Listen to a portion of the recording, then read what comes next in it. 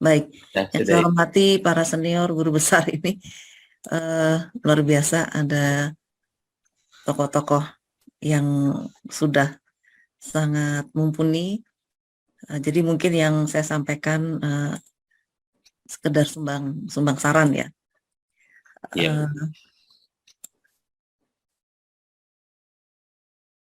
apakah sudah terlihat? Ya. Sudah Ibu, tinggal dibesarkan.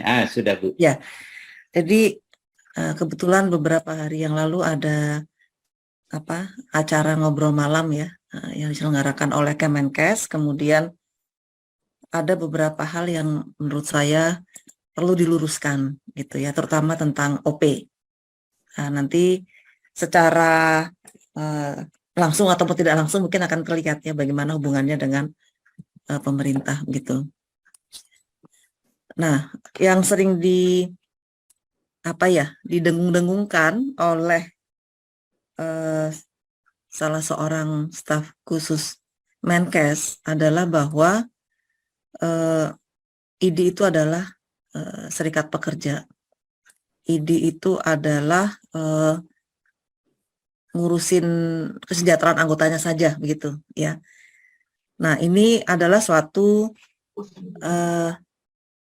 menurut kami kekeliruan berpikir ya, misleading dalam berpikir gitu. Karena OP itu tidak sama dengan serikat pekerja ya. Nah, beliau selalu merefer ke Inggris ya. Nah, di Inggris British Medical Association memang punya dua fungsi sebagai OP dan juga memperjuangkan kesejahteraan anggota. Tapi tidak atau jarang OP yang hanya berfungsi sebagai trade union gitu ya, sebagai serikat pekerja saja tuh hampir nggak ada ya. Jadi OP dan serikat pekerja itu adalah dua hal yang berbeda ya. Tidak bisa disamakan. Ini yang harus betul-betul diluruskan karena ini akan yang selalu didengungkan kan bahwa ini ngurusin kesejahteraan anggotanya saja, tidak usah terlibat dalam regulasi yang lain gitu ya, semuanya dikembalikan ke pemerintah. Nah, kita akan lihat di mana bedanya gitu ya. Nah, suatu OP, suatu organisasi profesi itu punya 4 fungsi utama yang tidak dimiliki oleh serikat pekerja atau trade union ya. Pertama adalah sebagai badan regulasi profesi gitu ya. Kenapa profesi perlu diregulasi?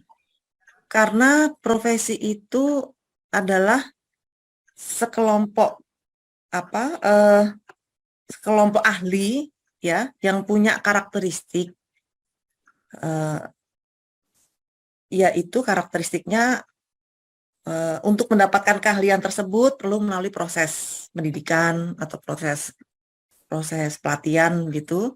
Kemudian yang kedua, sekelompok ahli ini memiliki independensi ya, memiliki kemerdekaan atau dalam mengambil keputusan ya, yang beda dengan pekerja ya atau dengan buruh.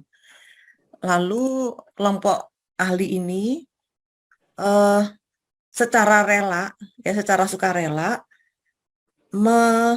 mengizinkan dirinya diatur oleh kode etik gitu ya, oleh karena tadi ya karena kesadaran dari sekelompok ahli ini bahwa perilaku eh, para ahli ini perlu dilandasi oleh suatu kode etik gitu supaya tidak terjadi kesewenang-wenangan ya. Tadi Prof. Jainal mengatakan Prof. Jainal ya mengatakan bahwa pasien percaya 100% bahkan 1000% kepada dokter. Nah, karena itu dokter punya kesadaran untuk meregulasi dirinya. Karena pasien percaya sama saya, maka saya nggak boleh main-main, nggak boleh sewenang-wenang ya. Nah, inilah yang kemudian diatur dalam kode etik. Nah, serikat pekerja nggak ada kode etik ya. Lebih banyak aturan perusahaan. Nanti kita akan lihat definisi serikat pekerja. Kemudian juga fungsi dari OP adalah sebagai memberikan sertifikasi, memberikan pengakuan. Ya, dengan adanya sertifikasi ini maka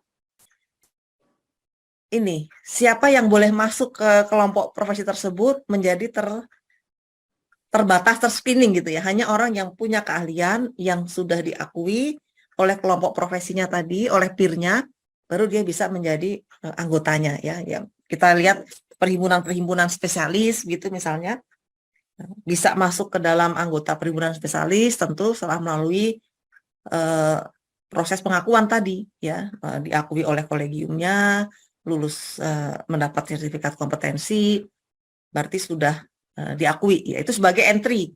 Jadi entry masuk ke profesi.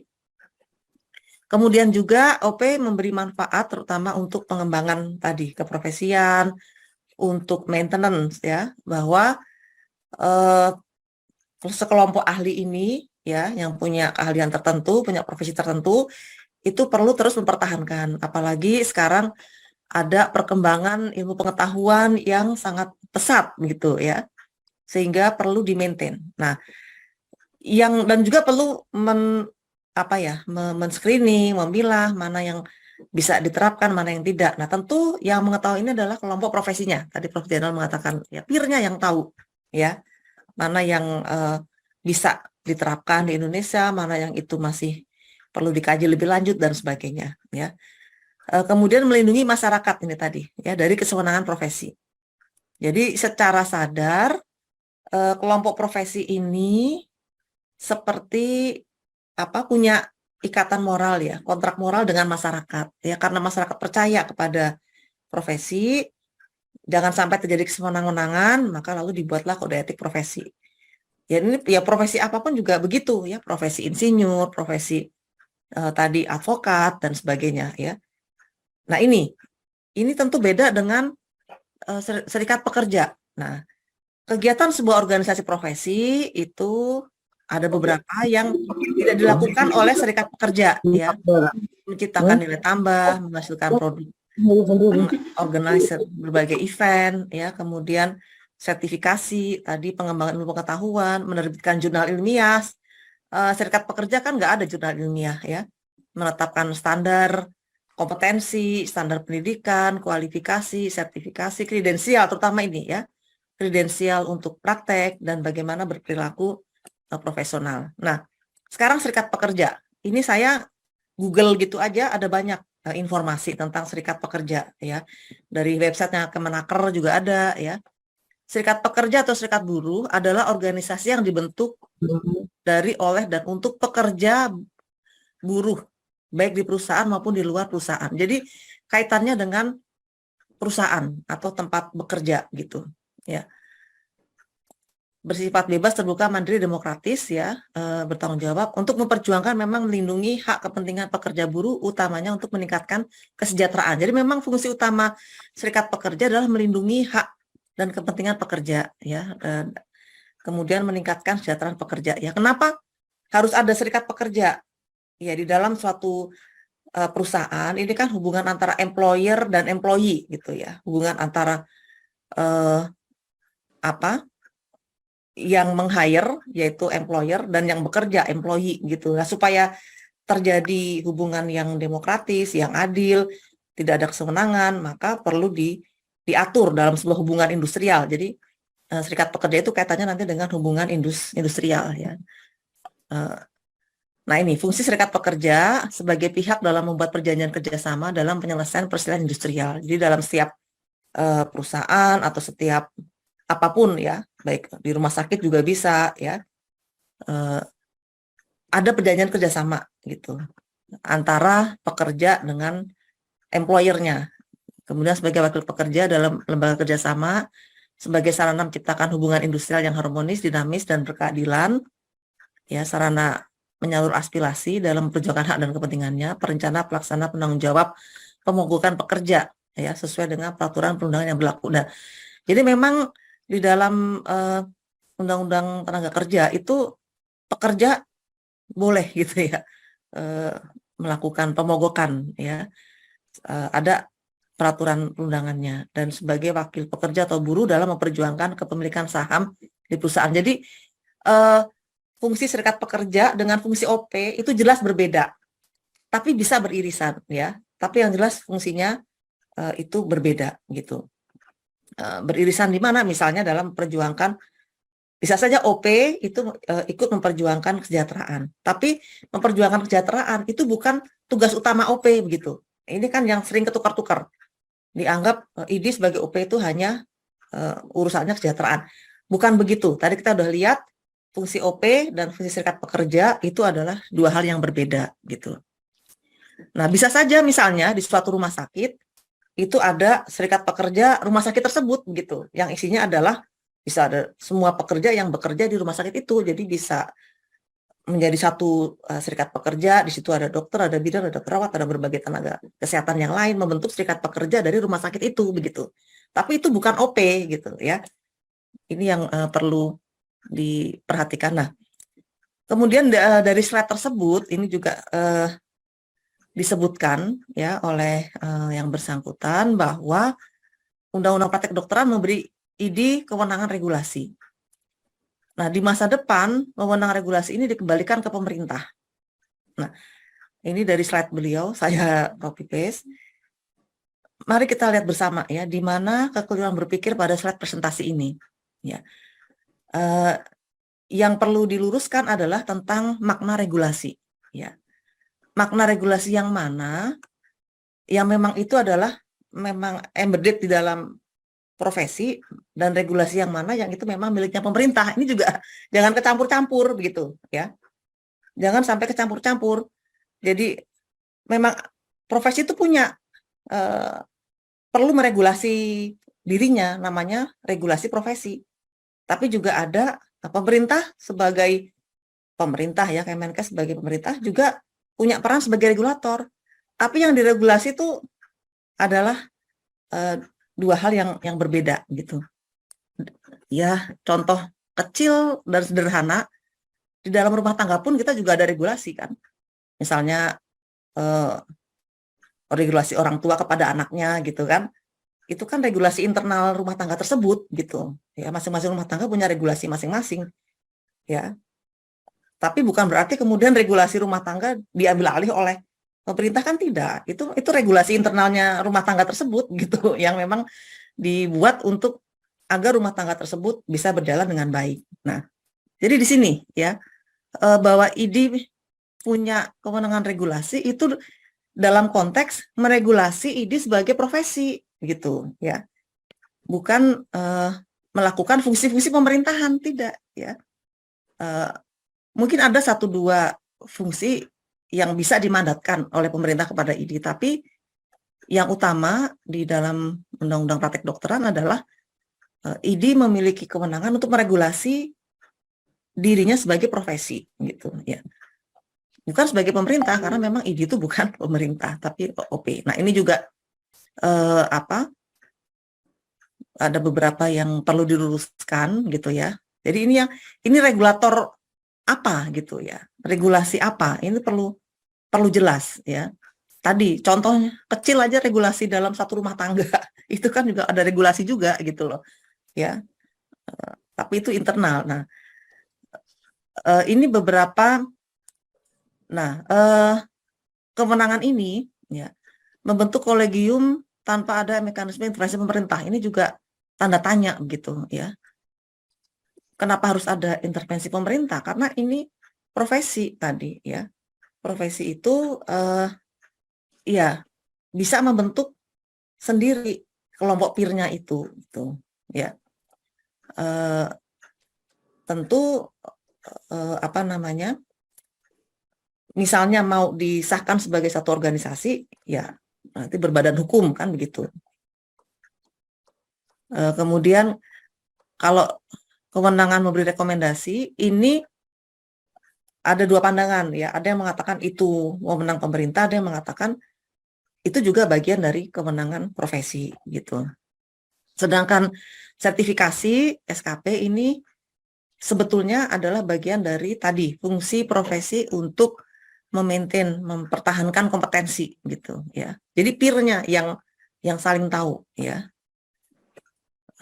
Kemudian menjadi anggota KKI ya, karena KKI meregulasi maka wajar kalau OP menjadi anggotanya. Nah, sebetulnya apa sih regulasi gitu kan, dari tadi kok regulasi adalah suatu sistem untuk mengontrol, mengendalikan perilaku manusia dan perilaku masyarakat, ya, melalui aturan-aturan, rules, ya, maupun batasan-batasan.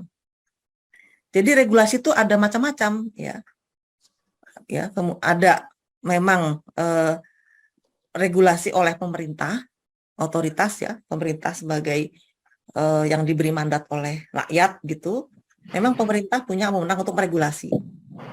Tapi juga ada self regulasi, ya. Jadi disinilah yang disebut profesional regulasi itu masuk ke dalam self regulasi. Artinya profesi tersebut meregulasi dirinya sendiri karena kesadaran tadi, ya. Atau ada juga regulasi masyarakat dalam bentuk norma-norma, ya. Ini mungkin tidak tertulis dalam undang-undang, tapi itu dipraktekkan dan menjadi batasan dan mengatur perilaku orang, ya. Misalnya pada waktu Hari Raya Idul Fitri mengucapkan mohon maaf lahir batin, ya. Itu mungkin nggak ada peraturan tertulisnya, tapi itu menjadi norma, ya. Kalau kita bertamu ketok pintu dulu, ya, itu norma masyarakat, ya. Dan itu bisa. Jadi yang bentuk regulasi itu tadi bisa ada memang pemerintah punya wewenang regulasi untuk hal-hal yang terkait dengan pemerintahan, tapi juga masyarakat pun juga boleh meregulasi gitu, ya. Jadi misalnya di suatu RT atau di suatu pedukuhan, suatu pedesaan, masyarakat di situ kemudian membentuk regulasi, ya boleh saja gitu, ya. Nah, ada juga market regulasi. Regulasi market itu adalah pasar yang meregulasi, ya. Misalnya karena misalnya tentang persaingan, ya, harga dan seterusnya gitu. Atau regulasi bersama. Jadi profesi itu memang ada yang disebut dengan regulasi profesi, ya. Dan ini masuk di dalam self regulasi. Nah, apa saja yang masuk dalam profesional regulasi? Ini tadi pengendalian untuk masuk ke kelompok profesi tadi, ya, control entrance to the profession. Kan tidak setiap orang bisa menjadi anggota perhimpunan ahli penyakit dalam, misalnya perhimpunan spesialis penyakit dalam. Yang mengontrol siapa? Ya para peer kelompok ahli, ya, spesialis penyakit dalam gitu. Jadi orang yang mau masuk ke dalam situ ada syaratnya, ya, dikontrol. Syaratnya apa? Punya pendidikan, ya, spesialis, lulus uji kompetensi dan terusnya. Kemudian untuk memaintain list of recognized practitioner, ya, untuk agar bisa saling tahu siapa sih yang praktek gitu, ya. Jadi peer-nya tadi saling mengawasi, saling tahu, ya. Kemudian juga set standar for education and practice. Ini juga peer-nya tadi, ya, peer kelompok profesinya yang bisa tadi tahu, ya, kompetensinya seperti apa, standar pendidikan seperti apa. Yang sekarang dilakukan oleh kolegium adalah membuat standar pendidikan gitu, ya, dan mendefinisikan, ya, kesepakatan konsensus what is meant by poor practice gitu, ya. Nah, kemudian ini tadi komplain, ya, kalau ada keluhan masyarakat tadi pelanggaran etika dan sebagainya, kelompok peer-nya ini menampung dan melakukan suatu act, ya, suatu tindakan untuk mengatasi itu. Nah, licensing and revalidasi gitu. Bahkan licensing pun bisa juga oleh kelompok profesinya, ya, termasuk revalidasinya gitu, ya. Nah, walaupun ada juga yang licensing ini adalah menjadi wewenang pemerintah, ya, nggak masalah, ya. Tapi bahwa licensing pun bisa menjadi wewenang profesi. Kemudian remediasi dari underperforming practitioner. Jadi kalau ada practitioner, ya, praktisi, klinisi yang underperform, itu peer-nya yang tahu tadi, menurut Prof. Jainal tadi. Peer-nya yang tahu, oh ini seharusnya nggak usah dioperasi, oh ini ada hal yang kurang tepat, itu peer-nya yang tahu. Nah, tentu peer tidak membiarkan koleganya yang underperform tadi, maka dilakukan suatu proses pendidikan berkelanjutan, ya, continuing professional development. Di situ fungsi organisasi profesi tadi, ya, memaintain, meningkatkan kompetensi. Lalu setting standar, ya, setting standar praktek. Nah, bisa advise government, bisa memberi nasihat kepada government tentang berbagai tren isu yang berkembang, ya, baik di bidang pendidikan maupun di bidang praktek gitu. Nah, sebetulnya apa maknanya ya sebagai regulated profesi, itu profesi yang terregulasi tadi ya. Nah, profesi yang terregulasi itu jadi self regulasi yang dimiliki oleh profesi itu adalah suatu privilege ya, suatu keistimewaan gitu. Karena apa? Ya karena profesi punya keistimewaan juga tadi ya, punya kontrak sosial dengan masyarakat ya, kemudian punya kewenangan ya, dan masyarakat percaya adalah suatu privilege. Karena itu dengan penuh kesadaran profesi apapun pasti akan mencoba meregulasi dirinya supaya nggak semenang-menang tadi, supaya perilakunya terkendali ya, kalau nggak bahaya ya, tadi lebih buas dari harimau gitu. Nah, tentu saja government itu harus trust kepada kaum profesi ya, kepada kelompok profesi, bahwa profesi ini memang mampu set aside their self interest, mampu menyampingkan kepentingan pribadi in favor of ya, dalam mempromosikan kepentingan umum ya. Dan ini kan memang selalu yang menjadi landasan praktek dokter ya. Jadi kepentingan pasien, kepentingan masyarakat itu adalah di atas kepentingan pribadi ya, self interest gitu. Jadi ini sudah menjadi praktek yang luhur ya, yang terjadi mungkin ratusan tahun begitu ya, bahkan ribuan tahun sejak zaman Hippocrates ya. Nah, kalau toh ada satu dua tadi yang terjadi pelanggaran, itu oknum dan tentu perlu ada tindak lanjut ya dari peernya sebagai bentuk dari pertanggungjawaban tadi gitu ya. Jadi inilah etika ya, etos profesi itu seperti ini ya. Dan profesi itu punya keyakinan ya, punya nilai-nilai untuk melayani ya. Jadi ideology of service ya, niat untuk melayani ini merupakan integral aspek dari self regulasi ya. Jadi karena profesi diperbolehkan meregulasi dirinya sendiri, maka profesi juga kalau bahasa Jawanya sumbut gitu ya, juga harus bisa dipercaya, harus mampu bertanggung jawab, accountable ya, agar pemerintah, masyarakat bisa trust ya kepada profesi tersebut gitu. Nah, dari mana kelompok profesi mendapatkan wewenang tadi ya? Kok bisa-bisanya punya kewenangan untuk meregulasi dirinya sendiri gitu ya? Kok enak gitu? Ya dari kesadaran sendiri tadi ya, tumbuh dari kesadaran sendiri kelompok profesi itu untuk meregulasi profesinya ya, karena beberapa hal yang khusus tadi ya. Atau bisa juga masyarakat yang memberikan wewenang melalui proses legislasi. Jadi ada mandat dari undang-undang ya. DPR sebagai wakil rakyat menyuarakan, oke, masyarakat memberikan wewenang kepada profesi untuk meregulasi ya, disahkan dalam bentuk undang-undang ya, gitu. Kemudian atau pengakuan masyarakat secara langsung tadi ya. Memang masyarakat kita sangat percaya ya kepada profesi, apalagi profesi kesehatan ya, profesi kedokteran kesehatan gitu. Nah, di dunia ini ada yang namanya World Medical Association ya, asosiasi kedokteran sedunia. Ada 115 anggota dan semuanya itu adalah National Medical Association. Setiap negara hanya satu ya yang mewakili National Medical Association ini. Ya, walaupun di bawah National Medical Association itu bisa ada tadi anak-anak organisasi atau cabang-cabang atau himpunan dari tadi ya. Saya bayangkan juga ada banyak perhimpunan, ada banyak kolegium ya. Semuanya itu di bawah payung gitu ya, PBID gitu. Nah, jadi yang diakui menyuarakan kepentingan profesi dari satu negara adalah memang hanya satu, National Medical Association.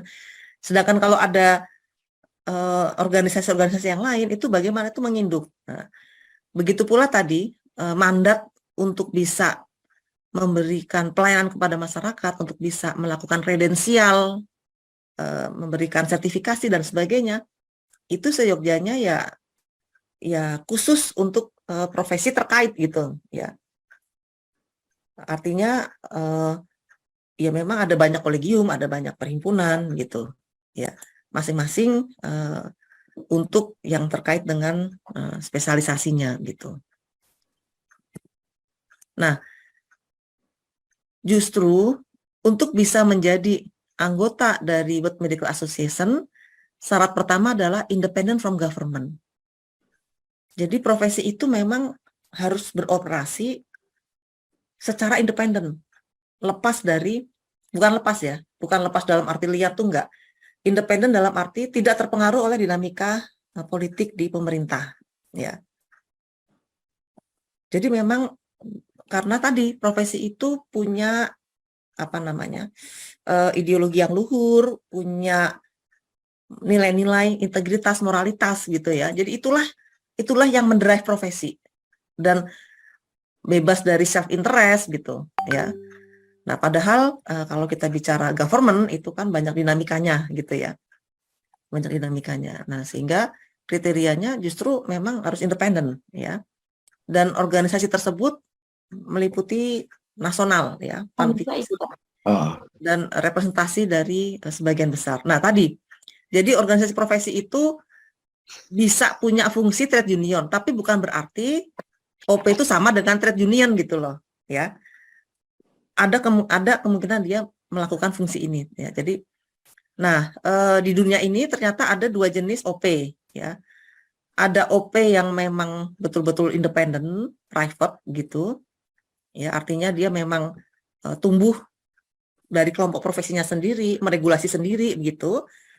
Atau yang biru ini OP tersebut muncul karena undang-undang gitu ya, karena undang-undang gitu. Nah, yang di hijau ini kebanyakan di model Amerika ya. Model Amerika memang organisasi profesi tumbuh ya dari dirinya sendiri gitu ya. Tapi kalau di Eropa itu bedanya Amerika sama Eropa kan, Amerika tuh peran pemerintah sedikit ya dalam urusan publik. Sedangkan di Eropa peran pemerintah itu besar ya dalam urusan publik. Nah, tetapi khusus untuk profesi ini mereka diberi mandat melalui undang-undang ya untuk meregulasi dirinya sendiri gitu. Jadi walaupun dibentuk oleh pemerintah, tetapi undang-undang memberi mandat sehingga profesi tersebut bisa bekerja beroperasi ya secara mandiri, gitu ya.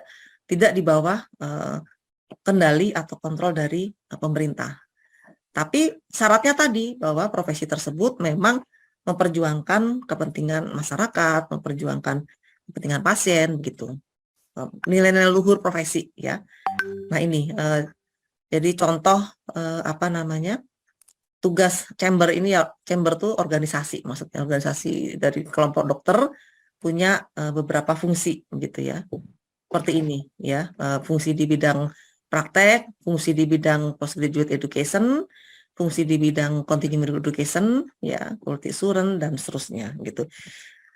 Nah, jadi sekali lagi ini memang jadi ada sedikit miss